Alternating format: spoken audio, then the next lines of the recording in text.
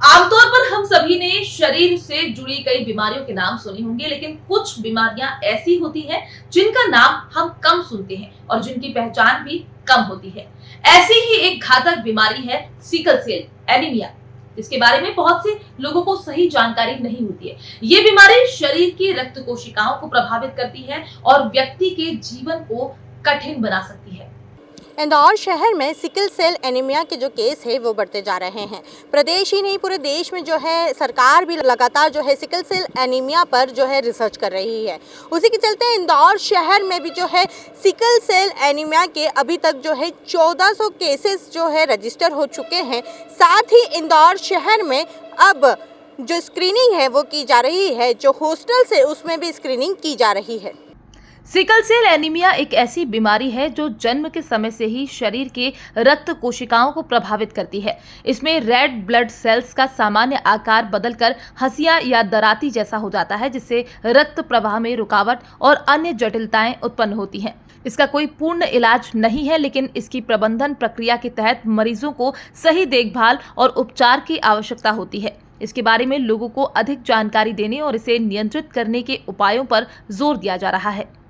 देखिए, ये जो सिकल सेल एनीमिया या सिकल सेल डिजीज़ है, ये एक आनुवांशिक बीमारी है और हमारे माननीय प्रधानमंत्री महोदय ने इसके ऊपर एक पहल की है कि 2047 तक इसका हमें उन्मूलन करना है। उसके तहत हमारे MY hospital MGM medical college में एक सेंटर ऑफ कॉम्पिटेंसी बनाया गया है, जिसमें कि अंडर वन अम्ब्रेला या अंडर वन रूफ उनको सारी फैसिलिटीज़ मिल जाए। इसमें दो टाइप की चीज़ें होती हैं, स्पेक्ट्रम होता है, एक तो सिकल सेल एनीमिया होता है और एक सिकल सेल डिजीज़ होती है। इन दोनों का ट्रीटमेंट और मैनेजमेंट अलग अलग होता है।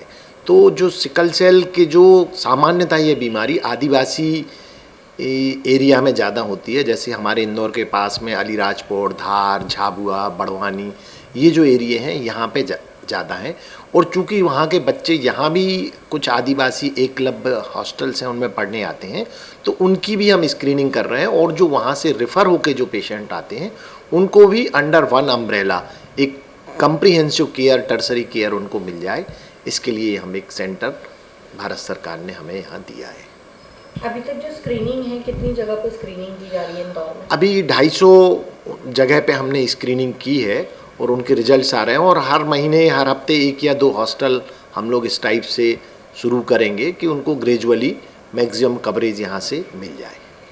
सर, इंदौर के एमआई में भी जो है कितने पेशेंट रजिस्टर हुए हैं अभी तक? पहले से हमारे पास करीब 800 सिकल सेल के और थैलेसीमिया के 450-500 बच्चे रजिस्टर्ड हैं। ये एक किस्म की हीमोग्लोबिनोपैथी बीमारी है, कई बार सिकल थैल भी कॉमन मिलता है, तो वो हमारे पास काफ़ी सालों से फॉलोअप में हैं, जिन्हें हम ब्लड प्रोडक्ट्स या जब खून की ज़रूरत पड़ती है या कोई पर्टिकुलर इलाज की ज़रूरत पड़ती है तो वो हम ऑलरेडी प्रोवाइड कर रहे हैं। और एक और इसका पूरा डाटा एनालाइज किया जा रहा है, एक पोर्टल बनाया जा रहा है जिसमें इनकी सारी जानकारी इकट्ठी होकर रखी जाएगी। सर, इस बीमारी का कोई इलाज भी है कि इलाज भी हो सकता है? नहीं, देखिए, ये एक अनुवांशिकीय बीमारी है और इसका इलाज, इससे बचाव और दूसरा जिनको सिकल सेल कैरियर या डिजीज़ हैं उनको बहुत सारे प्रिकॉशंस लेने की ज़रूरत होती है। तो ग्रेजुअली इस पे सरकार और संस्थाएं काम कर रही हैं और धीरे धीरे ये इसमें कमी आएगी और लोग अपना नॉर्मल जीवन जी सकेंगे। सर, ये क्या जन्म से होता है? हाँ, ये क्रोमोसोमल हेरिडिटरी डिसऑर्डर्स है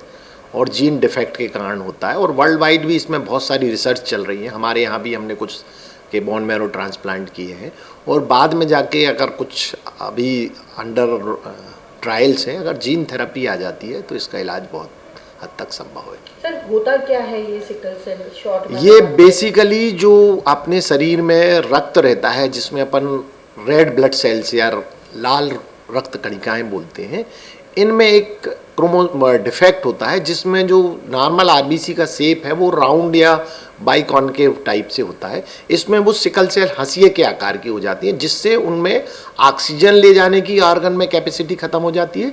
दूसरा, उनकी रिजिडिटी वो हो जाती है, फ्लेक्सिबिलिटी खत्म हो जाती है, तो आपस में एक दूसरे से चिपक जाते हैं और जो एंड ऑर्गन्स हमारे रहते हैं जहाँ कैपिलरीज या नैरोइंग होती है वहाँ जाके ये प्लगिंग कर देते हैं। इससे बहुत सारे ऑर्गन का डैमेज शुरू हो जाता है।